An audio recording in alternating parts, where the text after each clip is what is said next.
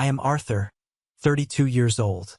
10 years ago, my own family decided I was the worthless son because I chose a different path than the one they had aggressively mapped out for my life. While I was pouring every single ounce of my soul, my sweat, and my sanity into building my future from absolutely nothing, my parents told me my life was a complete and utter embarrassment. They laughed at me in front of our entire extended family at our annual Thanksgiving dinner, treating me like a pathetic failure while parading my older brother Julian around because he drove a collection of luxury cars. "Still taking public transport, Arthur?" my mother taunted, her voice dripping with a sickly sweet pity that was entirely manufactured for the audience in her living room. "Your brother has 3 cars. It is just pathetic." But there is one massive thing they did not know.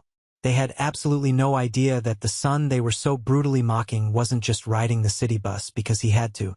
I was riding that bus by choice, to stay grounded and invisible while I single-handedly built a $2.8 billion aviation empire. And in less than an hour from that very moment, they would be standing frozen in absolute terror and disbelief as my private fleet of executive helicopters descended upon the very backyard that I secretly owned. Before I tell you exactly how I shattered their perfectly curated illusions and brought my toxic family face to face with a financial reality they couldn't buy their way out of, hit that like button if you believe in true justice. And please, do not forget to let me know where you are watching from in the comments below. Your support means everything to me. Now, let's go back to where this nightmare disguised as a holiday actually started.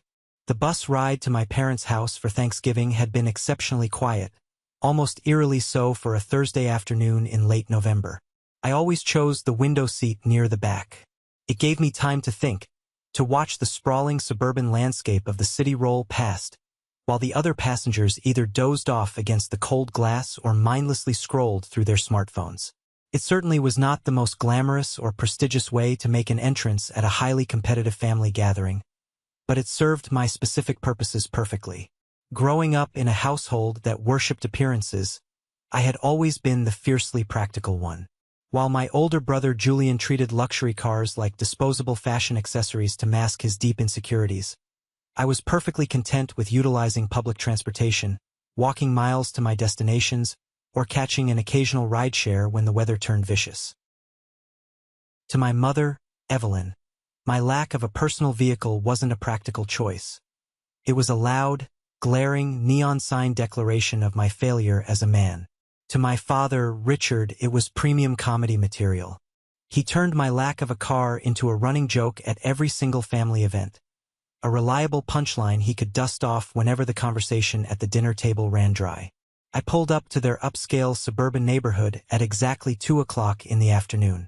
The city bus stop was just 2 long blocks away from their sprawling house, a distance I had perfectly calculated so I could walk the rest of the way, feel the biting November wind against my face, and mentally prepare for the psychological warfare I was about to walk into. As I approached the wide, perfectly paved driveway of my childhood home, the visual contrast was almost comical.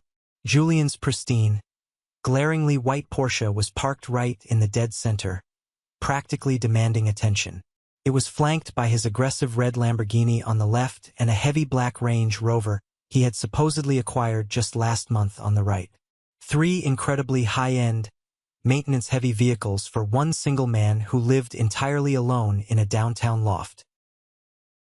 I walked up the pathway, my practical leather boots crunching against the few dead leaves that had escaped their meticulous lawn care service. Before I even had my hand fully extended to grasp the heavy brass doorknob, the front door swung wide open. There she was. My mother stood in the doorway wearing an apron over a designer dress, greeting me with a smile that was strictly for show, tight around the edges, forced and entirely absent from her cold eyes. "Oh, look everyone, he actually made it," she announced, her voice carrying loudly down the polished hardwood hallway so every single relative currently sipping wine in the living room could hear her clearly. "Did the city bus run on time today, Arthur?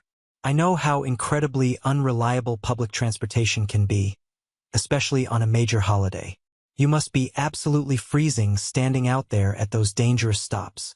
"The bus was perfectly fine, Mom," I said smoothly, stepping inside the warm house and taking off my heavy wool coat. She did not miss a single beat, immediately launching into the exact speech I knew by heart, the one she had rehearsed for this specific occasion. You really, truly should let your father help you with a down payment on a reliable used car, Arthur. Something practical for your situation. A used Honda, maybe, or an old Toyota. It is getting deeply embarrassing, honey. You are 32 years old. Riding the bus alongside teenagers and vagrants like you are still a struggling college student. It doesn't look good for the family image. I just smiled a polite, completely hollow smile and changed the subject by complimenting the smell of the roasting meat. There was absolutely no point in explaining to her that I did not need a car when I was already orchestrating global logistics on a scale her suburban mind could not possibly comprehend. I walked past her and stepped into the expansive living room, where the air was thick with the rich scent of turkey, expensive heavy cologne, and heavy, suffocating judgment. Julian was already holding court on the large leather sofa, dressed in designer clothes that practically had the price tags still hanging off them to ensure everyone knew their worth. He was lazily swirling a glass of expensive bourbon, playing the role of the wealthy patriarch despite being only 2 years older than me. He looked up when I entered, his expression instantly shifting into that deeply familiar, highly punchable mix of superiority and mock sibling concern. Well, if it isn't Arthur. You actually made it, Julian announced to the crowded room, gesturing toward me with his crystal glass. Did you have to take 2 or 3 different buses today to get to the suburbs? I know the holiday transit routes can be an absolute nightmare to navigate for regular commuters. Just one bus, actually, Julian. It was a direct route, I replied calmly, refusing to take the bait. My dad emerged from his oak-paneled study, clapping his hands together loudly. The transit rider returns to the nest.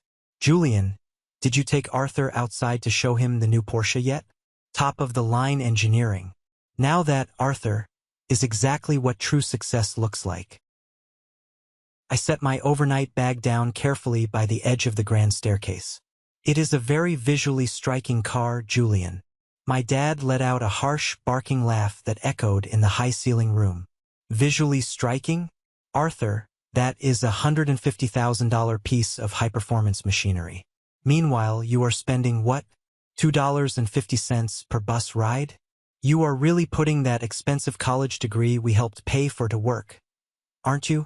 My phone buzzed heavily in my tailored pocket, a familiar, continuous vibration signaling a priority executive message from my corporate operations center. I ignored it for the moment, keeping my hands empty and my posture relaxed. But the annual Thanksgiving interrogation had officially begun, and I knew from years of bitter experience that this was merely the warm-up act. I thought the worst of their mockery was over when I finally sat down in the corner armchair. I was so incredibly wrong. To fully understand the absolute mind-bending absurdity of the dynamics in that living room, you have to understand the decade of painful history that led directly up to this exact moment. 10 years ago, when I was 22 and fresh out of university, my beloved grandmother passed away. Her funeral was a bleak, rainy affair, but she left behind a modest inheritance, a final gift to her grandsons. She explicitly divided the money equally between Julian and me. It wasn't life-changing generational wealth, it was about $100,000 each, but for a young man in his early 20s trying to figure out his place in the world, it was a golden ticket to freedom. Julian, naturally, took his portion of the inheritance and immediately used it to put a massive down payment on his very first luxury sports car. He blew the rest of the cash on extravagant VIP vacations to Ibiza and Miami, subsequently maxing out multiple high-interest credit cards in a desperate bid to maintain the wealthy lifestyle he had artificially constructed for his social media followers. I took a completely different path. I took my portion of the money, moved into a tiny, unheated studio apartment, lived strictly on cheap ramen noodles and tap water for an entire year, and used every single penny to lease a single, used commercial helicopter. I had spent my entire youth studying aviation patterns, and I saw a massive, glaring gap in the market. Emergency medical transport, high-level executive travel, rapid disaster relief coordination. The existing infrastructure in the country was bloated, terribly slow, and horribly inefficient.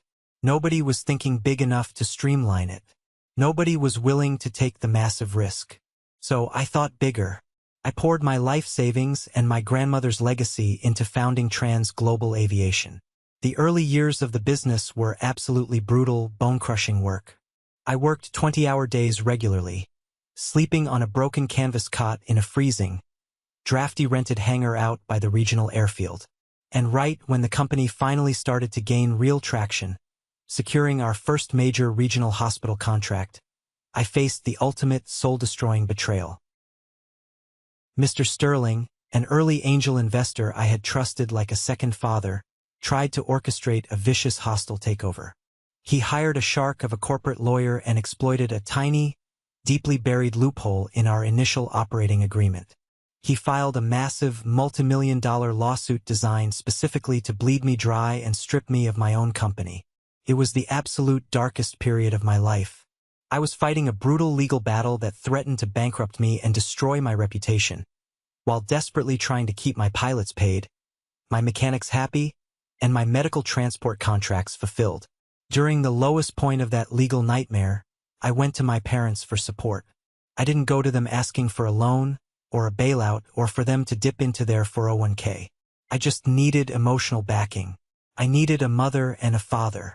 I sat at their expensive granite kitchen table, physically exhausted, my eyes bloodshot, and explained the lawsuit that was threatening to tear my life apart. My father just sat there, shaking his head, looking at me like I was a delusional child who had broken a toy. "Arthur, this is exactly what happens when you play pretend in the real world," he said, his voice laced with heavy disappointment. "You aren't a CEO. You are a kid who rented a helicopter and got way in over his head. You need to drop this ridiculous lawsuit, declare bankruptcy immediately, and get a real, stable job with a steady salary. Maybe Julian can pull some strings and get you an entry-level logistics position at his firm." My mother chimed in, equally dismissive. "Your father is right, Arthur. We told you to use that inheritance for a down payment on a house or a nice car. Instead, you threw it away. You need to stop this fantasy before you end up homeless." My own family did not believe I was capable of building anything real. They thought my company was a childish pipe dream, a fantasy I was utilizing to avoid climbing the traditional corporate ladder like Julian. After that devastating conversation at the kitchen table, something inside me permanently snapped. I built an impenetrable steel wall around my professional life. I fired my chief attorney, hired a ruthless legal firm on contingency, and absolutely annihilated Sterling in federal court.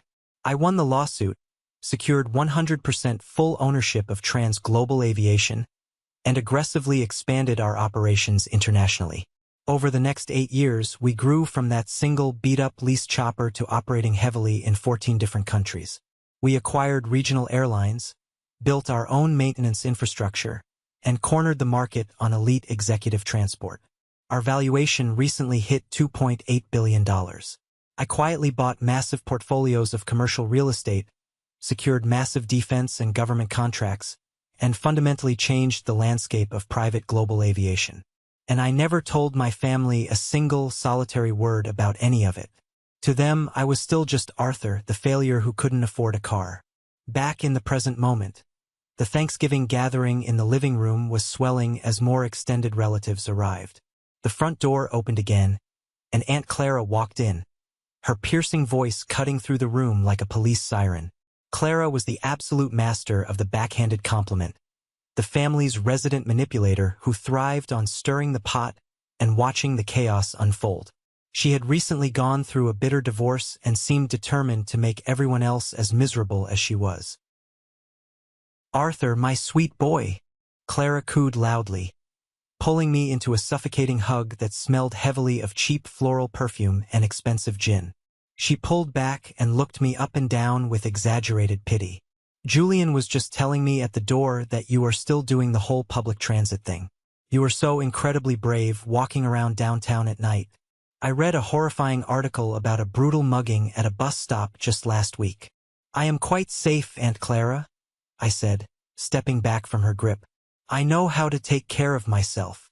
"Still," she continued, making sure her voice was loud enough to ensure the entire room was listening to her performance. It is simply not safe. A grown man your age, standing alone at bus stops in the freezing rain. Without resources.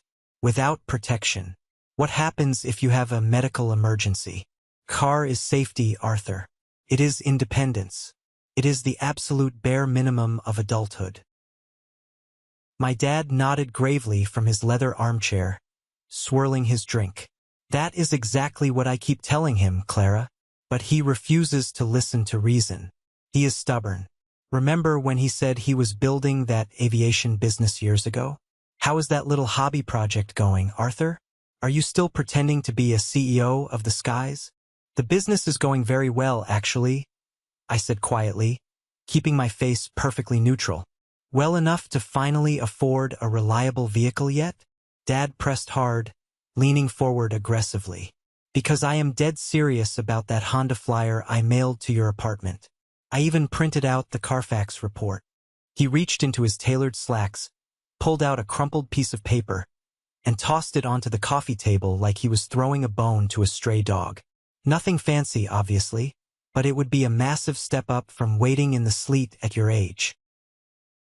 My phone buzzed heavily again. Priority red alert vibration. I pulled it out and glanced at the encrypted screen. It was Liam, my executive vice president of global operations. I rapidly typed a quick, secure response, authorizing a massive fuel hedge purchase, and slid the phone back into my pocket. Always staring at that screen, Aunt Clara observed, narrowing her heavily lined eyes. Was that an important business call, dear? Just coordinating some ground logistics for your... What was the name of it? Aviation thing? Logistics, yes. High-level routing, I replied smoothly. Julian snorted loudly from the sofa, adjusting his expensive Rolex. What kind of imaginary logistics require this much frantic phone attention on a national holiday? Honestly, Arthur, you are always so incredibly vague about what you actually do for a living. It's sketchy. I coordinate transportation services, I said, keeping my tone perfectly flat and unbothered. Aunt Clara's eyes suddenly lit up with malicious, mocking glee as she formulated her next insult. Oh, are you an Uber driver? Or one of those food delivery boys? Honey, listen to me, there is absolutely no shame in that. Gig economy work is perfectly respectable for people who are just trying to find their footing in the world. The entire living room erupted into vicious chuckles. My cousin Sarah laughed into her wine glass. My own parents smiled with quiet amusement. They were entirely comfortable with the idea of me as a struggling, impoverished Uber driver. It fit their internal narrative perfectly. It made Julian look significantly taller and more successful. It made their questionable parenting choices seem completely justified. I looked around the room, making eye contact with the faces of the people who shared my exact bloodline, realizing with crystal clarity that they didn't just misunderstand me. They actively, desperately wanted me to fail. The air in the room grew incredibly heavy, static with unspoken tension, and I knew a massive storm was gathering right above our heads. The only question was exactly when it would break. Dinner preparation eventually transitioned into the dining room, and it quickly became a masterclass in passive-aggressive warfare.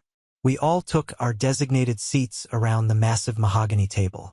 The spread was extravagant. A massive roasted turkey, endless sides, crystal glasses filled with imported wine. But the food was secondary to the main event, the continued interrogation and systematic humiliation of Arthur. Julian purposely positioned himself at the absolute head of the table, effectively usurping my father, holding court as the successful golden son who had made a spectacular life for himself. He steered every single conversation back to his wealth, his assets, and his superior lifestyle. He casually brought up his exorbitant car payments, loudly complaining about the $1,800 monthly note on his new Porsche, as if it were mere loose change he had found deep in his sofa cushions.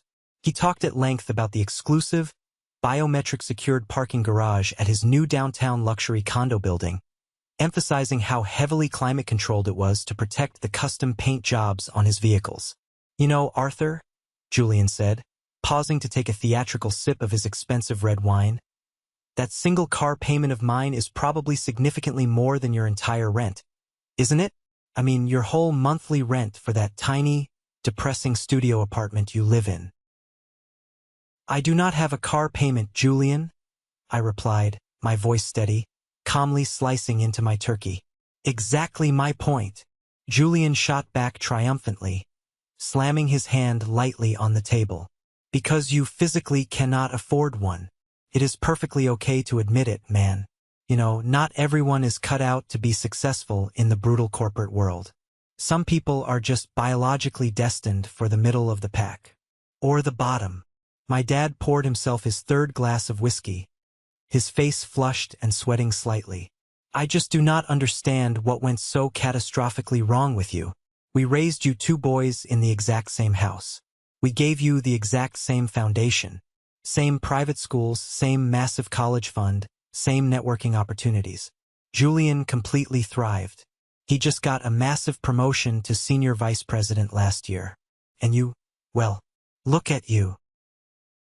He was always just a bit different, Mom added, her voice dropping into a register of profound sadness, as if she were delivering a tragic eulogy for my wasted potential. Do you all remember how he would spend countless hours out by the regional airport fence as a kid, just watching the cargo planes take off and land? We thought it was a cute little phase. We didn't realize it was a bizarre obsession that would ultimately ruin his career prospects. I liked the mechanics of aviation. I still do, I stated clearly, looking her dead in the eyes. Liking something as a hobby and building a viable, lucrative career from it are two vastly different things in the real world. Uncle Robert chimed in, pointing a dripping piece of asparagus directly at my face. I really liked playing varsity football back in high school. Didn't mean I should have abandoned reality to pursue a contract with the NFL. You have to live in reality, Arthur. You're living in a dream world. Cousin Sarah let out a sharp, incredibly annoying laugh that grated against my nerves. Honestly, maybe if his little aviation business was actually real, he would at least have a cheap company car by now. Do you even have professional business cards, Arthur? A functional website? Derek tried to Google you and your little project once and said absolutely nothing came up. I slowly turned my head to look at Derek, my younger, tech-obsessed cousin who was perpetually attached to his smartphone, currently sitting near the end of the table. We intentionally maintain a very low profile in our sector, I said calmly. Julian scoffed so loudly he nearly choked on his wine. Low profile? Give me a break. That is desperate corporate code for, my company does not exist. Face facts, Arthur. You have utterly wasted a decade of your prime earning years on a pathetic fantasy. Meanwhile, real life, real wealth, and real success are passing you by while you wait at a bus stop. Right at that exact, agonizing moment my phone rang. It wasn't a subtle buzz this time. It was an actual, loud, high-priority ringtone. I glanced at the screen. It was Liam, overriding my Do Not Disturb settings. This meant it was a critical billion-dollar emergency. Excuse me for a moment, I said, calmly standing up and stepping away from the table, moving toward the hallway. Are you absolutely kidding me? Julian called out after me, his voice dripping with intense irritation and disrespect. You are taking a phone call during Thanksgiving dinner? What? Is your Uber passenger getting impatient waiting outside? I completely ignored his childish taunt and answered the secure line. Go ahead, Liam. Talk to me. Arthur. I am so sorry to interrupt the holiday dinner. Liam's voice was sharp, crisp, and intensely professional. But the executive board needs your immediate verbal authorization. The Singapore Ministry of Transport just officially greenlit the defense contract. $95 million over 3 years, with exclusive government access to 15 of our fully equipped medical helicopters. But here's the catch. They need the countersignatures in the next 60 minutes due to the extreme time zone difference and their legislative session. Understood? I said quietly, pacing the hardwood hallway, my mind instantly shifting from family drama to global logistics. Tell the legal department to finalize the DocuSign immediately. I formally authorized the terms. $95 million is acceptable for the initial phase. Proceed with the fleet integration. Done, Liam said, the sound of furious typing echoing in the background. Also, Captain Vance is holding on line 2. He is requesting final clearance for your holiday extraction. Put him through immediately. A brief click, and then the deep, commanding voice of my chief fleet commander came on the secure line. Sir, we are exactly 40 minutes out from the GPS coordinates you provided. Weather is crystal clear. We are maintaining standard VIP formation. Should we circle the perimeter or initiate a direct approach to the primary landing zone? Maintain the direct approach, Captain Vance. The landing zone is the large, clear backyard at the residential address I sent you. I will see you on the ground soon. I ended the call, slipped the phone back into my pocket, and walked slowly back into the dining room. The silence in the room was absolutely deafening. Every single pair of eyes was locked onto me like I was an alien that had just beamed down into their house. Work call? I explained simply, pulling my chair out and sitting back down. Work? My dad repeated, the word tasting violently sour in his mouth. Right? Your imaginary make-believe aviation business. Tell us, Arthur, what could possibly require a phone call in the middle of Thanksgiving dinner? Just some final logistics, I said casually. Closing a government contract. Julian slammed his flat hand onto the mahogany table, violently rattling the expensive silverware and crystal glasses. This is completely ridiculous. You are clinically delusional, Arthur. You are sitting here pretending to be some big-shot, high-powered CEO, and it is honestly incredibly sad to watch. We are your family. You can drop this pathetic act. You do not have government contracts. I am not acting, Julian. Then prove it to us right now. Julian roared, standing up, his face red with uncontrolled anger. Prove you have this massive aviation empire. Show us one single, solitary shred of evidence that you aren't just a broke, miserable guy taking the city bus. Derek, who had been furiously tapping away on his phone beneath the edge of the table, suddenly spoke up, his voice cracking slightly. Guys? Hold on a second. I just Googled his company name again. Trans Global Aviation. And let me guess, absolutely nothing comes up? Dad asked smugly, taking another heavy sip of his whiskey. No, Derek frowned, staring intensely at his glowing screen, his eyes widening in real time. There actually is a company by that exact name. But it's massive, like international massive. It says right here on Bloomberg that they have defense contracts with governments, emergency medical transport divisions, elite executive fleets. Wait, it says their latest Wall Street valuation is $2.8 billion. The entire dining room went dead, terrifyingly silent. You could have heard a pin drop onto the carpet. Then, Julian let out a loud, obnoxious, mocking laugh that broke the tension. See, there it is. Arthur, you absolute idiot. You actually picked the name of a real, multi-billion-dollar global corporation to use as the name for your fake business? That is the most pathetic thing I have ever heard in my life. It says it's a privately held company, Derek continued, scrolling rapidly. The founder's name isn't publicly listed anywhere on the corporate registry. They operate in extreme secrecy. He probably works in their basement mailroom, Aunt Clara sneered, a wicked smile spreading across her face. Or maybe he is a nighttime janitor for them. That is the aviation logistics he does.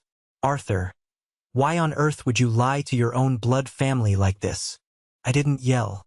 I didn't scream. I simply looked directly at my mother, then slowly shifted my gaze to my father, and finally locked eyes with Julian. I do not work in the mailroom. I founded Trans Global Aviation 10 years ago. I started it with the inheritance money Grandma left me. That $2.8 billion company is 100% mine. The dining room completely and totally lost its collective mind. The explosion of laughter was so loud and chaotic it physically hurt my ears. My dad was literally wiping tears of mirth from his eyes, slapping his knee. My mom looked genuinely terrified, leaning back in her chair as if I had just suffered a violent psychotic break right in front of the turkey. I realized in that exact crystal-clear moment that no amount of spoken words, no amount of logic, would ever convince them of the truth. They needed a physical shock to their system. They needed to see it to believe it. The roaring laughter in the room slowly began to die down, gradually replaced by a thick, suffocating, incredibly uncomfortable tension. My mother leaned across the table, her face pinched with a complex mixture of genuine fear and deep social embarrassment. "Arthur, sweetheart, please, I am begging you to stop this right now," she whispered urgently, reaching out as if to touch my hand, but pulling back at the last second. "Maybe you need to go talk to a medical professional, a licensed therapist. We can help pay for it. This level of severe delusion simply isn't healthy for you." "I am perfectly sane, and I am not delusional, Mom," I said, my voice incredibly steady, entirely devoid of the defensive anger and desperation that used to completely control me when I was a younger man seeking their validation. "Then show us the hard proof," Dad demanded, slamming his fist onto the table again. His patience completely evaporated. "Right here, right now. Pull up your banking statements on your phone. Show me the commercial real estate deeds. Show me a stock portfolio. Show me something, anything real that proves you aren't a complete and utter failure." I casually pulled back my left sleeve and checked my watch. The custom platinum Rolex Daytona, which I usually kept carefully hidden under my tailored cuff precisely to avoid these types of shallow conversations, caught the harsh overhead chandelier light, gleaming brilliantly. "You will have your absolute, undeniable proof in exactly 15 minutes. Julian stood up fully, towering over the dining table, his face twisted in a sneer. "Stop being so damn cryptic, Arthur. What magical event happens in 15 minutes? Is your imaginary billionaire chauffeur coming to pick you up in a solid gold Uber helicopter?" Before I could even form a response, my phone buzzed with an incoming encrypted text from Captain Vance. "10 minutes out, sir. Visual confirmed on the primary landing zone. Note, we may have a severe HOA noise violation on our hands with this approach. Awaiting final authorization." I smiled slightly, a cold, hard smile. "I am the HOA," I rapidly texted back. "Execute the landing." I stood up slowly, deliberately pushing my heavy dining chair back. The harsh scrape of the wood against the hardwood floor echoed loudly in the suddenly quiet room. "If everyone would like to grab their heavy winter coats, I strongly suggest we move out to the back patio. The weather is actually quite nice for a late November evening." "You want us all to go outside?" Cousin Sarah asked, her voice trembling slightly, looking at me like I was a dangerous criminal holding a concealed weapon. "Why on earth would we do that?" "To watch 3 of my executive helicopters land directly in our backyard," I stated plainly, looking directly at my father. My dad's face went completely pale for a fraction of a second, and then flushed a deep, incredibly angry crimson red. "You have completely lost your mind. You are insane. You are actually standing in my house, eating my food, and saying 3 real helicopters are going to land in my backyard? This joke has gone way too far, Arthur. I won't tolerate this disrespect." 15 minutes, I corrected him calmly, checking my Rolex again. "Well, 9 minutes now to be exact. And it isn't actually your backyard, Dad. But we can discuss the complex legal semantics of your real estate situation later. Are you coming outside to see the proof you demanded, or not?" I did not wait for a single response. I turned my back on the entire room and walked down the long hallway, grabbing my thick wool coat from the wooden rack, and forcefully pushed open the heavy double-glass doors leading out to the expansive stone patio. The freezing November air hit my face instantly, crisp, biting, and wonderfully sobering. The yard was massive, nearly a full acre of perfectly manicured grass backing up to a line of dense, mature oak trees. It was one of the primary strategic reasons I had legally purchased this specific property through a shell corporation 3 years ago. Behind me, the chaotic murmur of frantic, angry voices grew significantly louder. The family was actually following me out into the cold. I cannot believe we are actually doing this, Julian muttered angrily as he stepped onto the stone patio, aggressively wrapping his expensive designer cashmere coat tightly around himself. We are literally standing outside in the freezing winter, whether to humor the delusions of a madman. Derek held his smartphone up high, the red recording light blinking steadily in the dim light. I am getting this all on high-definition video. When absolutely nothing happens, I am posting this to every platform. You are going to be a viral cautionary tale, Arthur. That is incredibly cruel, Derek, my mother scolded weakly, though she notably made absolutely zero physical effort to tell him to put the phone away or stop recording her son's supposed mental breakdown. She walked cautiously toward me, hovering a few feet away like I was a wild animal that might suddenly snap. Arthur, please, I'm begging you. Just come inside. We can forget you ever said any of this crazy stuff. We will get you psychiatric help. Just look at the sky, Mom, I said gently, pointing toward the eastern horizon. We stood there on the patio in absolute, agonizing silence for 5 long minutes. The sun was rapidly beginning to set, casting long, dramatic, dark shadows across the manicured lawn. The tension in the air was so thick and palpable, you could have literally cut it with a knife. My father was pacing back and forth furiously on the stone, muttering aggressively under his breath about the massive embarrassment, about the nosy neighbors, about how he had completely failed as a father to raise a sane son. This is completely absurd, Uncle Robert finally snapped, shivering in his thin jacket. I am going back inside to eat the rest of the turkey. I am not standing out here for another second to humor a fantasy. Wait, Derek said suddenly, his voice dropping an octave. He lowered his phone slightly and tilted his head toward the east. Do you guys hear that? Julian froze mid-step. Hear what? Started as a low, deep, rhythmic thumping. It was a frequency you felt deep in your chest cavity before you actually registered it with your ears. The heavy vibration traveled through the cold air, growing steadily and aggressively louder by the millisecond. Thrum, thrum, thrum. That is just a commercial cargo plane passing over, Dad said, though his voice wavered violently, betraying his sudden, rising panic. The sound rapidly intensified into a deafening, chest-rattling roar. The tops of the massive oak trees at the edge of the property began to violently sway, whipping back and forth as if they were suddenly caught in a localized, Category 3 hurricane. The intense downdraft picked up, blowing dead leaves and patio furniture across the stone in a chaotic frenzy. Arthur, my mother whispered, taking a step back, her eyes widening in sheer, unadulterated terror as the noise became overwhelming.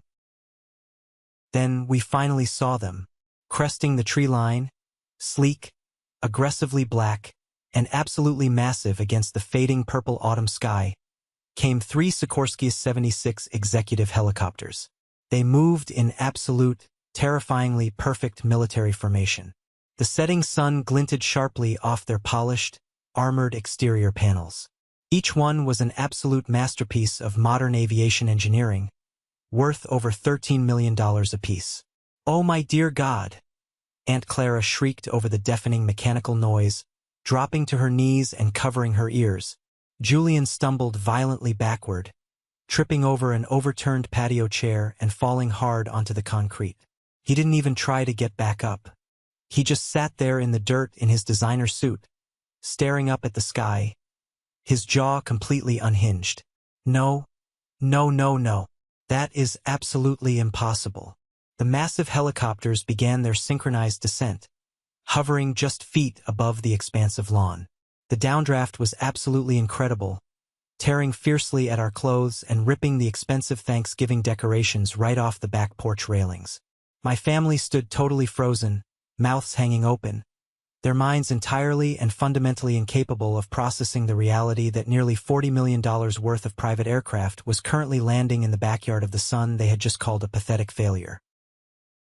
The first helicopter touched down with heavy, perfect precision, the landing skids settling deeply into the grass exactly where I had specified. The second and third immediately followed suit, forming a flawless, aggressive triangle. The massive rotors began to wind down, the deafening roar finally dropping to a powerful mechanical whine. The heavy side door of the lead chopper slid open with a sharp hiss. And the storm, the real storm they had brought upon themselves through years of cruelty, was finally here. I thought the worst was over for them. But the absolute truth was, I was just getting started.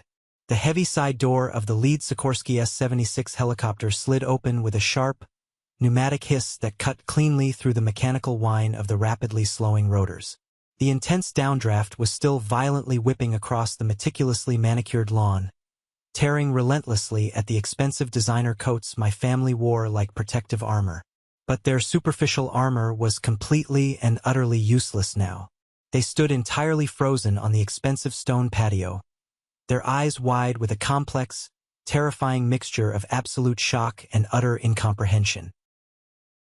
From the dark, luxurious leather interior of the aircraft stepped Captain Vance. He was dressed in a pristine, razor-sharp black aviator uniform, the heavy fabric immaculate, with the gold Trans Global Aviation corporate insignia gleaming proudly on his broad chest. He moved with absolute military precision, a man who had flown combat missions and now commanded immense respect in any corporate boardroom or airfield he walked into. Behind him, 5 other highly trained crew members, co-pilots, flight engineers, and elite logistics specialists, filed out in perfect practice synchronization. They did not look like struggling Uber drivers. They did not look like desperate gig economy workers scrambling for a meager salary. They looked exactly like what they were: the elite, highly compensated aviation strike team of a multi-billion-dollar global empire. Captain Vance walked directly through the chaotic, swirling wind, his heavy boots crunching against the frost-covered grass, completely bypassing my paralyzed father, ignoring my mother who was actively clutching her chest in a panic, and stepping right over Julian, who was still sitting pathetically in the freezing dirt where he had fallen. Vance stopped exactly 3 feet in front of me, stood at strict, rigid attention, and delivered a crisp, perfect military salute. "Reporting for duty, Mr. CEO." Captain Vance's deep, authoritative voice boomed, easily carrying over the massive engine noise. "The primary executive fleet has been delivered exactly as requested to the designated coordinates. All aeronautical systems are fully operational. We have comprehensively secured the immediate perimeter. We are completely ready for your VIP extraction whenever you give the final word, sir." I returned his salute with a calm, highly practiced nod, physically feeling the heavy, burning eyes of my entire extended family boring into the side of my face. "Thank you, Captain Vance. Your approach vector was absolutely flawless.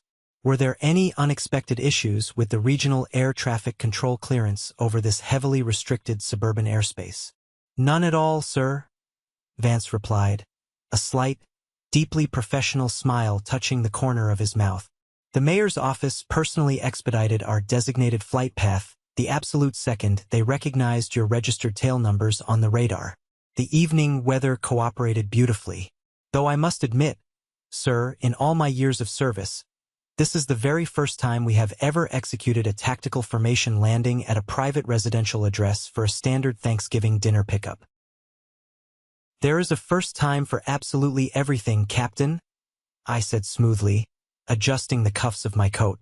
My father finally managed to locate his voice.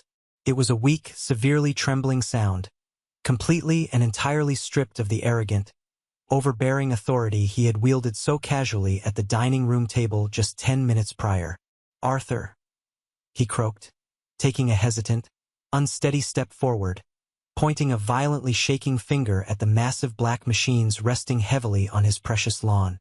"Arthur, what in the name of God is this? Who are these people in uniforms? Are you renting these machines for some kind of sick joke? Do you have any idea how much profound legal trouble you are going to be in for pulling a reckless stunt like this in a zoned residential neighborhood?" I turned my body to face my father slowly, meeting his terrified gaze with absolute, chilling calm. "I am not renting anything, Richard. I own them outright. These 3 helicopters are merely a tiny, microscopic fraction of our broader executive fleet. Currently, Trans Global Aviation independently operates 327 commercial aircraft globally. That massive portfolio includes 244 commercial-grade helicopters and 83 private Gulfstream jets strictly reserved for our ultra-high-net-worth clients, international diplomats, and heads of state.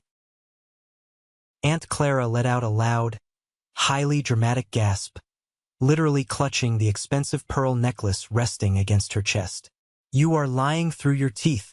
This is an incredibly elaborate, massive prank. You cannot possibly own a global company like that. You take the city bus. We see you at the bus stop.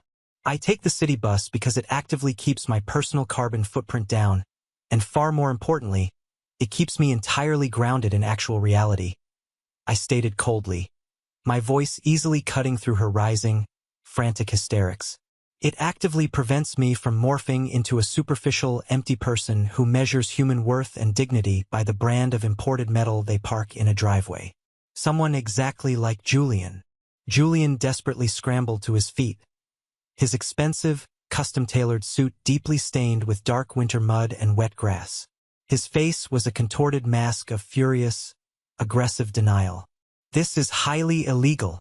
You cannot just land military-grade transport helicopters in a heavily populated residential neighborhood. I am calling the police right this second.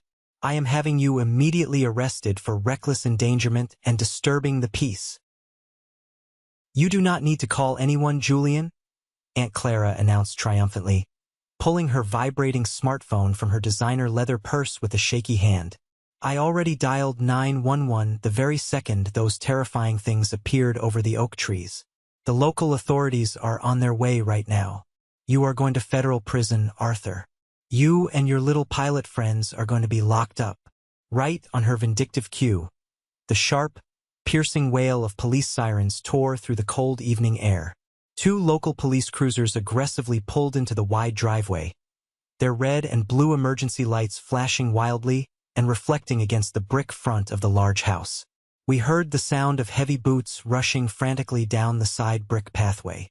Two uniformed officers charged forcefully into the backyard, their hands resting highly cautiously on their duty weapons, clearly expecting to find a catastrophic disaster zone or a hostile terrorist threat based on Clara's hysterical phone call. The lead officer, a burly veteran cop named Higgins, forcefully pushed his way onto the stone patio, his eyes growing impossibly wide as he took in the sight of three massive, multi-million-dollar helicopters parked perfectly on the suburban grass. What the hell is going on here? Officer Higgins shouted over the lingering engine noise. Who is directly responsible for these aircraft? This is a massive, unprecedented violation of city zoning ordinances and FAA regulations. My mother rushed forward instantly, suddenly emboldened by the comforting presence of armed law enforcement. Officer, thank goodness you are finally here. My son, Arthur, he has completely lost his mind. He is having a severe mental breakdown. He ordered these dangerous machines to land here to physically intimidate his own family. Arrest him immediately.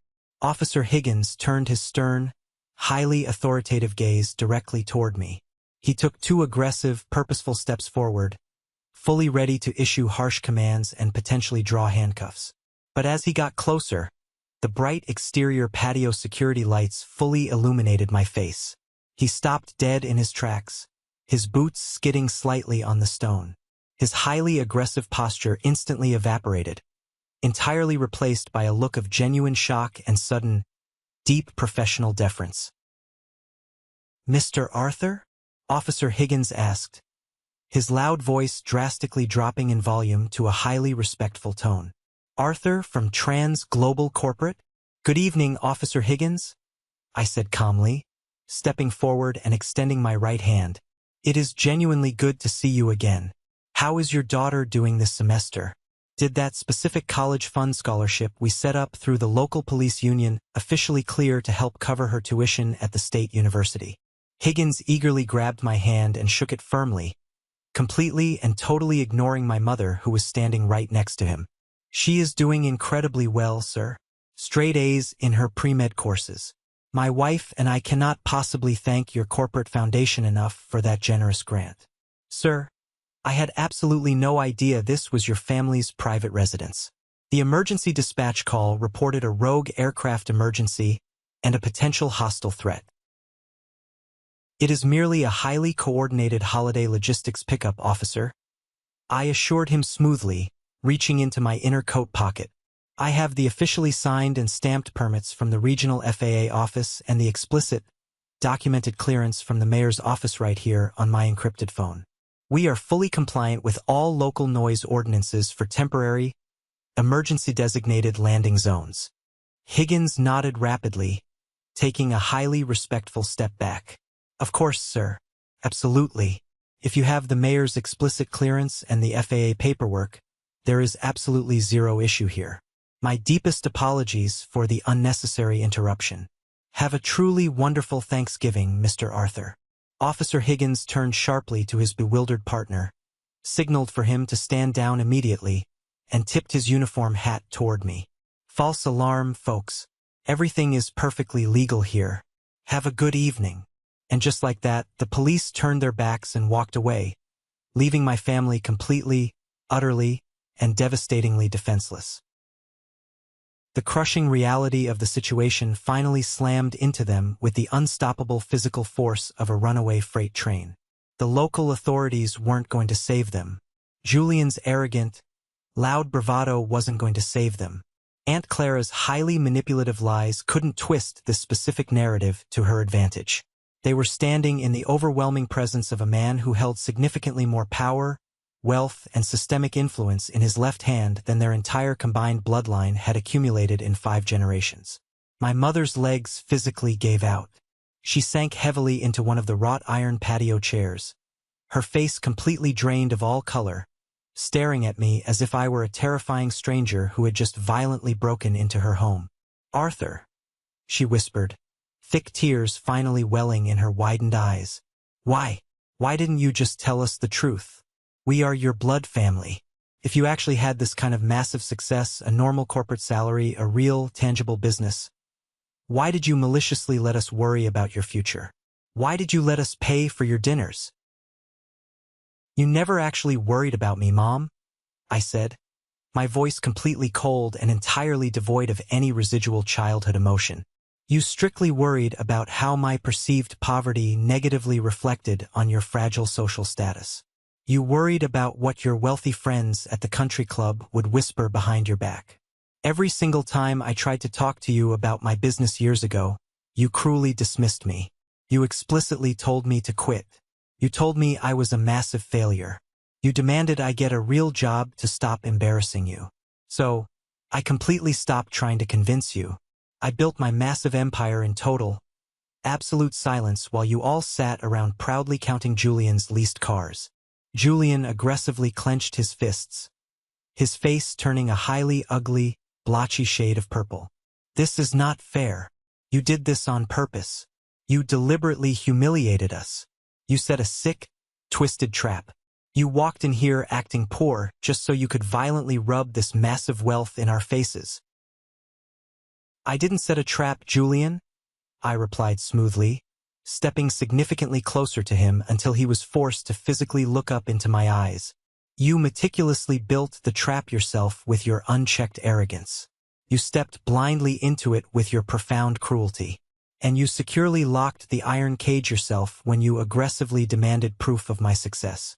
I merely handed you the key. The bitterly cold November wind continued to howl aggressively across the expansive yard. But the profound, bone-deep chill radiating from my family had absolutely nothing to do with the dropping temperature. My father, Richard, had always been a deeply stubborn man who instinctively led with blinding anger whenever he felt his patriarchal authority slipping away. Even now, faced with the indisputable multimillion-dollar physical evidence of my overwhelming success sitting on his lawn, his massive, fragile ego refused to simply surrender to reality. He aggressively puffed out his chest, his face red with exertion, and marched purposefully toward me. You listen to me right now, Arthur? My dad growled, pointing his thick, shaking finger mere inches from the bridge of my nose. I do not care how much corporate money you have hoarded away. I do not care if you own 300 helicopters or 3,000. You do not get to come into my personal house, blatantly disrespect your mother, publicly humiliate your older brother, and maliciously disrupt our sacred holiday. This is my private property. You are standing on my highly valuable real estate. I want these damn noisy machines off my lawn right this exact second. Or I swear to God Almighty I will drag you and your company to court for illegal trespassing and property damage. I did not flinch. I did not take a single step back. I simply looked at the angry, aging man who had relentlessly mocked my biggest dreams for a solid decade, and I felt absolutely nothing but a profound, overwhelming sense of cold, detached pity. "Actually, Richard," I said, intentionally and permanently dropping the respectful title of Dad, "it is my real estate." The silence that immediately followed that specific statement was significantly heavier than the combined weight of the armored helicopters sitting on the grass. My dad blinked rapidly, his aggressive hand dropping slowly and awkwardly to his side. "What the hell are you talking about? I bought this suburban house 30 years ago. I hold the deed. And you almost lost it completely 3 years ago," I stated clearly, projecting my voice so every single terrified relative standing on the patio could hear the absolute, unvarnished truth. "You and Mom made some terrible, highly reckless financial investments in the stock market.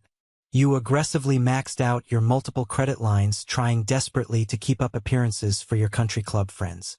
The bank officially initiated the foreclosure process. You were exactly 3 weeks away from being legally evicted and having your expensive furniture tossed onto the public street by the county sheriff's department." My mother let out a loud, strangled sob, violently burying her face in her trembling hands. The massive, shameful financial secret she had so desperately guarded from the extended family was suddenly laid entirely bare under the harsh, unforgiving patio security lights. "Your desperate bankruptcy lawyer called my corporate legal team to attempt to finalize a massive debt restructuring," I continued relentlessly, showing absolutely zero mercy. "But your cheap lawyer didn't realize who my elite legal team actually represented. When I found out you were losing the family house, I didn't gloat. I didn't call you to mock your failure. I quietly authorized my massive commercial real estate subsidiary, Trans Global Properties, to step in immediately. I purchased this entire estate directly from the holding bank in pure cash, paid off all of your outstanding, massive tax liens, and stopped the legal foreclosure dead in its tracks."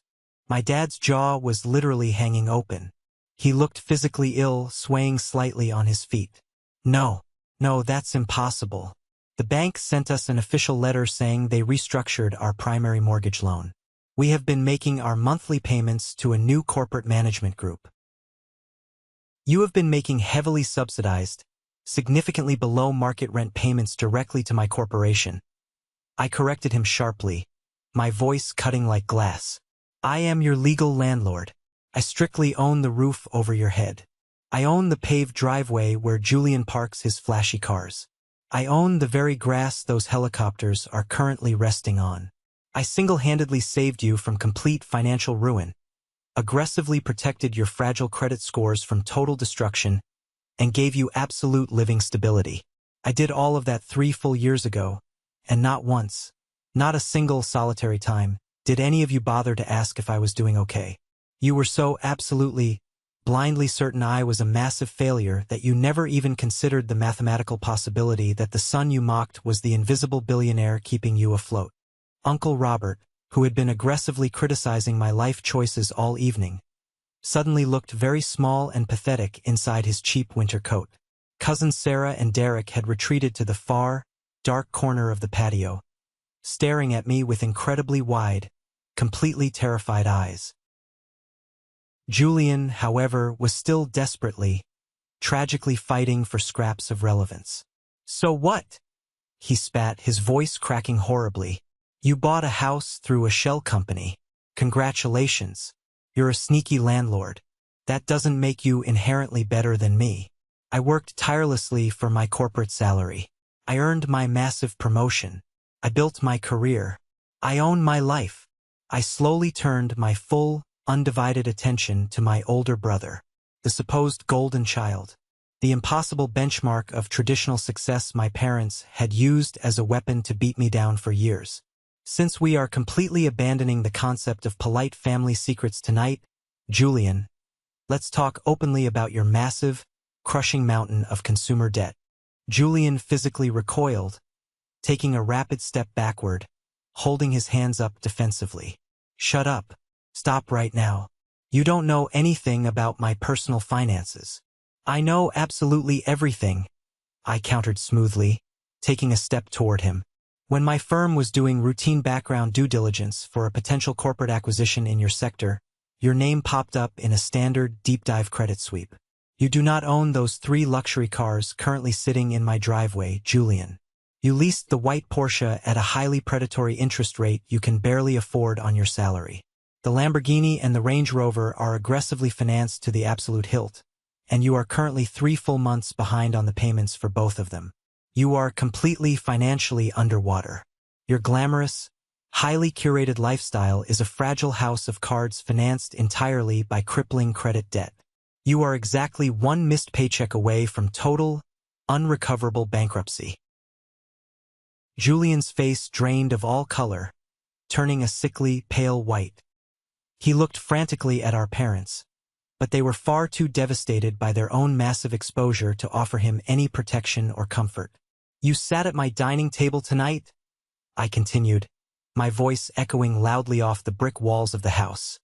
And you relentlessly mocked me for taking the city bus. You laughed at me for being poor. But the harsh reality is, Julian, the platinum watch currently sitting on my wrist is worth significantly more than your entire, combined net worth.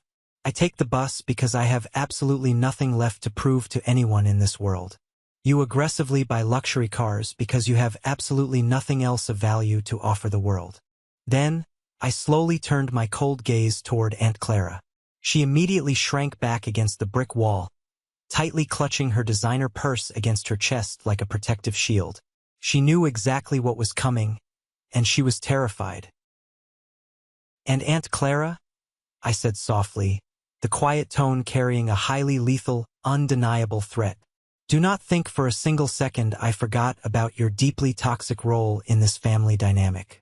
After your incredibly messy divorce, your final legal settlement didn't quite cover your extravagant country club lifestyle, did it?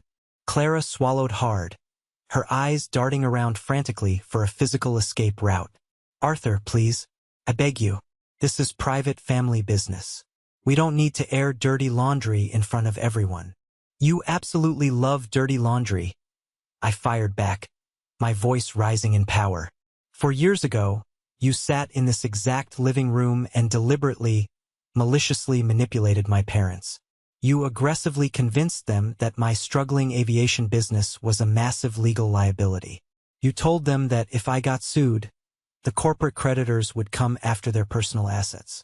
You manipulated them into quietly, secretly writing me entirely out of their will and their inheritance documents. You convinced them to leave absolutely everything to Julian, hoping Julian would share the wealth with you when they eventually passed away. My father snapped his head forcefully toward Clara, his eyes wide with betrayal. How do you know about the revised will, Arthur? We explicitly told the lawyer to never tell anyone. I have incredibly excellent corporate lawyers, I said simply. I knew the exact moment your pen hit the paper. And you know what the absolute saddest part of that betrayal is? I didn't even care about the money. I was already a billionaire.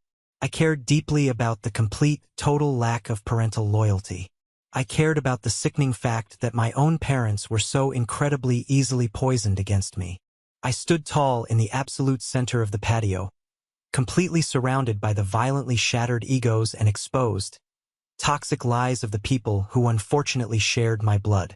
You aggressively demanded proof of my life. You desperately wanted to see a massive salary. You wanted to see undeniable success. Well, here it is in all its glory. Look at the multi-million-dollar helicopters. Look at the legal deed to this massive house. Look at the undeniable reality of who I actually am. I am the sole CEO of a multi-billion-dollar logistics empire, and every single one of you is exactly who you were yesterday. Bitter, deeply superficial, and entirely dependent on pathetic illusions. The absolute, crushing devastation on the cold stone patio was entirely complete. There was absolutely no more frantic arguing. There was no more cruel, mocking laughter. The arrogant, highly superior masks they had worn so incredibly proudly for decades had been violently and permanently ripped away, leaving absolutely nothing behind but raw, humiliating, undeniable truth. My mother finally broke completely. She didn't just casually cry. She collapsed entirely under the massive, suffocating weight of her own profound regret. She dropped heavily to her knees on the freezing cold stone. The incredibly expensive designer dress she cared so desperately about aggressively soaking up the freezing winter moisture and dirt. She reached out with wildly trembling hands, desperately trying to grab the hem of my tailored wool coat. "Arthur, please," she openly, violently sobbed. Her voice a ragged, desperate, animalistic plea that echoed painfully over the low, steady hum of the massive helicopter engines. "I am so incredibly sorry. I am so deeply, profoundly sorry. We simply didn't know. We couldn't possibly see past our own foolish, blinding pride. You are my beautiful son. You are my brilliant, incredibly wonderful son. Please, I beg you, forgive us for what we have done. We can fix this massive mistake. We can be a real, loving family again. We will immediately tear up the old, hateful will. We will change absolutely everything. I will do whatever you want." My father stood heavily beside her, his broad, previously intimidating shoulders completely, tragically slumped. The fierce, highly demanding patriarch who used to terrorize me was completely gone, instantly replaced by a hollow, completely broken old man who suddenly, terrifyingly realized he was entirely at the financial mercy of the specific son he had carelessly discarded. "She is absolutely right, Arthur," he choked out, hot tears openly streaming down his weathered, aging face. "I was entirely wrong. I was so incredibly, historically wrong about you and your potential. I let my massive, stupid ego completely blind me. Please let us make this right today. Stay here with us. Send the helicopters away. Come back inside the warm house, and let us have a proper Thanksgiving dinner together as a family. We can start completely over." I looked down at my mother, who was practically groveling on the freezing ground, and then slowly looked up at my father's desperate, pleading, tear-stained face. 10 long years ago, if they had offered me this exact, tearful apology, I would have openly wept with profound joy. I would have gladly given everything I owned in the world just to hear them finally say they were genuinely proud of me. But I wasn't that desperate 22-year-old kid anymore. The desperate, heavily approval-seeking boy had died a slow, painful death in that freezing, drafty airplane hangar years ago. The hardened, incredibly powerful man standing before them today was deeply forged in the fires of betrayal, massive corporate warfare, and absolute, uncompromising self-reliance. "You don't actually want to fix our family, Mom?" I said, my voice shockingly, terrifyingly calm, completely and utterly devoid of any lingering anger or malice. "You solely want to fix your highly convenient proximity to extreme power. You are not apologizing right now because you suddenly, magically realize you were horribly cruel to your youngest son.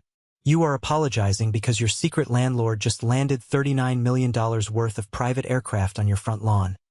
And you are absolutely, paralyzingly terrified of losing your highly comfortable, subsidized life." She shook her head violently, sobbing even harder, gasping for air. "No, that isn't true at all. I love you. I have always deeply loved you, Arthur." "If you truly loved me," I replied incredibly softly, taking a highly deliberate step back so her grasping hands fell emptily away from my coat, "you would have loved and respected the poor man taking the city bus just as fiercely as you suddenly love the billionaire CEO. But you didn't. Your parental love was entirely, sickeningly conditional. It was strictly, aggressively dependent on my ability to perform the concept of success exactly the way you demanded it. And I absolutely refused to be a willing participant in that highly toxic transaction anymore." I turned away from my violently weeping parents and looked directly at Julian. He was staring blankly, emptily at the frozen ground, utterly and completely defeated, the crushing, terrifying reality of his impending financial ruin finally taking full hold of his arrogant mind. I had absolutely no words left to give him. His ultimate punishment was simply the pathetic, debt-ridden life he had built for himself. I walked highly purposefully past all of them, stepping confidently through the heavy, sliding glass doors and back into the warm, turkey-scented house. The sudden, incredibly heavy quiet of the dining room was highly jarring after the chaotic drama of the patio. The massive, extravagant Thanksgiving feast was still sitting exactly where we left it on the mahogany table, perfectly, beautifully arranged, but rapidly growing cold. Captain Vance had silently, respectfully followed me inside, standing at strict attention by the doorway, his hands firmly clasped behind his back, waiting for my final orders. "Captain Vance," I said, pointing a firm finger toward the heavily laden dining table. "Grab the large serving platters. Take the entire turkey, the sweet potatoes, the stuffing, and the highly expensive imported wine. Pack absolutely all of it up right now." Vance raised a single, surprised eyebrow but did not hesitate for a microsecond. "Yes, sir." Immediately initiating food recovery and transport protocols. Within 2 highly efficient minutes, Vance and one of the trained flight engineers had rapidly, expertly packed the entire Thanksgiving feast into specialized insulated transport containers.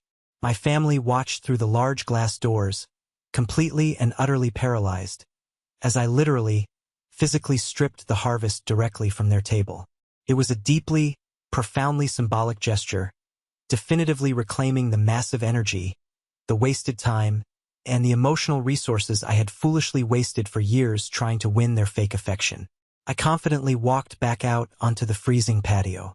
My parents watched me with hollow, completely devastated, incredibly empty eyes. My dedicated aviation crew has been flying complex, highly dangerous logistical routes for 10 straight hours today, I announced loudly to the silent, freezing yard. They have willingly sacrificed their own holiday to ensure the total safety and massive success of my global empire. They actively deserve a proper, hot Thanksgiving meal far more than absolutely anyone standing on this patio right now. I did not wait for a desperate response. I did not offer a final, highly dramatic, emotional goodbye. I simply turned my back on the incredibly toxic people who had aggressively tried to break my spirit, walked confidently across the frozen, crushed grass, and climbed into the highly luxurious, leather-lined cabin of the Leda 76 helicopter. Captain Vance quickly secured the heavy, armored door behind me with a loud thud, permanently sealing out the freezing winter wind and the pathetic, haunting sound of my mother's continuous crying. I securely strapped myself into the comfortable leather executive seat and slid the heavy noise-canceling headset over my ears. "Sir." Vance's highly professional voice crackled cleanly and clearly over the internal comms. "All recovered cargo is securely stowed. The main cabin is fully pressurized. We are completely ready for immediate liftoff. What is our final destination tonight?" I looked deeply out the reinforced, bulletproof window. My family looked incredibly small, pathetic, and deeply insignificant standing down there in the dark, entirely surrounded by the massive, empty suburban house that I legally owned. "Take us up, Captain," I ordered smoothly. "Plot a direct, high-speed course for the corporate jet waiting at the regional airfield. We are flying directly to the private Hawaii resort tonight. Full holiday pay, absolute premium corporate benefits, and a proper, massive Thanksgiving dinner on the beach for the entire flight crew." The long, luxurious flight to our private corporate resort in Hawaii was the most peaceful, profoundly healing journey of my entire existence. We happily ate the confiscated Thanksgiving turkey at 35,000 feet in the lavish, highly comfortable cabin of my flagship Gulfstream jet. My dedicated crew laughed loudly, shared wonderful stories of their own loving families, and enthusiastically toasted to our continued, massive corporate success. When we finally landed smoothly in Maui, the warm, highly welcoming ocean breeze was a spectacular, beautiful contrast to the bitter, freezing, incredibly hostile environment of the patio I had permanently left behind. I spent 3 full, uninterrupted days sitting quietly on the pristine white sand, listening to the rhythmic, crashing waves, completely and totally disconnected from the highly toxic expectations that had violently haunted me for over a decade. My personal encrypted phone, however, did not stop aggressively vibrating. Over those 72 hours, I received precisely 147 desperate text messages, 32 highly emotional voicemails, and dozens of frantic, pleading emails. My mother aggressively begged for a second chance, wildly promising she would immediately go to intensive therapy. My father sent incredibly long, rambling messages apologizing profusely for his massive ego and desperately asking for highly sensitive financial advice regarding his retirement accounts. Cousins Sarah and Derek sent pathetic, groveling apologies, explicitly confirming that Derek had immediately, permanently deleted the video he was recording out of sheer, unadulterated terror of my massive legal team suing him into oblivion. And Julian? Julian didn't text to apologize for his cruelty. He texted to desperately, pathetically ask if I could give him a massive corporate loan because the aggressive repo men were actively looking for his Lamborghini and his credit cards were completely maxed out. I did not reply to a single, solitary one of them. Total, absolute silence is the most powerful, impenetrable, indestructible boundary a person can ever establish against toxic individuals. Fast forward exactly 6 months. The massive emotional dust had finally settled, and the harsh, unforgiving reality of their terrible choices had permanently, irrevocably altered their lives. Julian's carefully constructed, highly fragile house of cards predictably and spectacularly collapsed. His highly expensive luxury cars were aggressively repossessed by the banks, totally destroying his credit score. Without the flashy vehicles to artificially maintain his fake image, his superficial, highly wealthy friends immediately abandoned him. He was forcefully required to drastically downsize his entire life, moving out of his luxury downtown loft and quietly renting a cheap, highly depressing apartment in a much less desirable zip code. He was finally, painfully learning the brutal, unforgiving value of $1. Aunt Clara faced her own spectacular, highly humiliating downfall. After I explicitly exposed her vicious, highly illegal manipulation regarding the inheritance documents, the extended family completely and totally turned on her. She was quietly but firmly ostracized from all future family gatherings. Her highly toxic gossip no longer tolerated by relatives who finally realized how deeply destructive and venomous she truly was. She ended up entirely alone, exactly as she deserved. As for my parents, they eventually flew out to the city and desperately attempted to visit my massive corporate headquarters in person.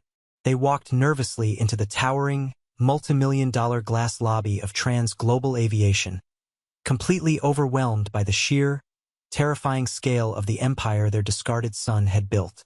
The front desk security respectfully but incredibly firmly informed them that the CEO was completely unavailable without a highly restricted scheduled appointment. I watched them closely on the high-definition security cameras from my massive corner office on the 42nd floor. They looked so incredibly small, so incredibly lost, and so deeply regretful. I instructed my top executive assistant to go down to the lobby and hand them a highly secure, carefully drafted legal envelope. Inside was a formal, legally binding document officially transferring the absolute deed of their suburban house directly into their names, completely free and clear of any outstanding mortgages or financial liens. I officially gave them their house back. But securely attached to the deed was a short, typed letter setting an absolute, unbreakable, permanent boundary. I have fully paid your massive debts, and I have completely secured your home. You will never have to worry about the terror of foreclosure or money again. But my financial charity does absolutely not buy you access to my life, my profound peace, or my valuable energy. I genuinely wish you health and happiness in your remaining years, but I am respectfully, permanently stepping away from this highly toxic family dynamic.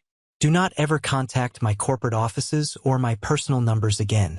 I watched closely on the high-definition monitor as my mother slowly read the letter, covered her mouth in absolute horror, and quietly, heavily wept in the pristine lobby. My father put his arm around her shaking shoulders, finally realizing with absolute, terrifying finality that they had gained a physical house but permanently, irrevocably lost a son. They slowly turned around and walked out through the massive revolving glass doors, out of my corporate building, and out of my life forever. I stepped away from the security monitors and walked slowly over to the massive floor-to-ceiling windows of my office. The sprawling, massive city moved like a tiny, highly intricate clockwork mechanism far below me. I was 32 years old. I possessed immense wealth that most normal people could not even begin to comprehend. I had incredible power, massive global influence, and an incredible, highly dedicated team of thousands of people who deeply respected my strong leadership. But as I stood there, looking out over the beautiful, glowing skyline, I realized that true, undeniable wealth had absolutely nothing to do with the massive numbers in my offshore bank accounts, the highly valuable properties I owned, or the massive fleet of aircraft currently crossing the globe under my corporate banner. True wealth was the absolute, unshakable freedom to completely walk away from highly toxic environments without looking back. True wealth was possessing the incredible emotional fortitude to look directly at the people who actively tore you down and say, "I no longer require your validation to exist. I didn't need to completely destroy my family to win. I just needed to outgrow them so incredibly spectacularly that their hateful opinions simply ceased to matter." Sometimes the most profound, deeply satisfying revenge isn't screaming, physically fighting, or trying desperately to prove your immense worth to people who are entirely committed to misunderstanding you. The ultimate, absolute revenge is building a beautiful, massively successful life in total, brilliant silence, and letting your undeniable, overwhelming reality speak so incredibly loudly that it completely shatters their fragile illusions forever. I used to take the city bus strictly because I was desperately trying to stay grounded. Today, I still take the bus occasionally, not to hide from the world, but to vividly remind myself of the hungry, highly determined young man I used to be. The man who owned absolutely nothing, but completely controlled his own destiny. Let's pause for a moment. Thank you for staying with me this far. You're truly amazing.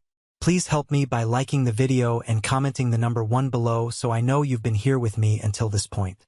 This not only helps more people discover this story, but also lets me know that my experiences mean something to someone. Your support is the greatest motivation for me to keep sharing the rest of this journey. Have you ever faced something highly similar with your own toxic family? Have you ever had to strategically draw a hard, incredibly painful line in the sand to completely protect your own peace and future? Share your deeply personal story in the comments below. I read every single one of them. And please, do not forget to rigidly like and subscribe so you don't miss the next journey. Remember, your ultimate worth is never, ever defined by the broken people who flatly refuse to see your immense value. Keep building your massive empire in total silence.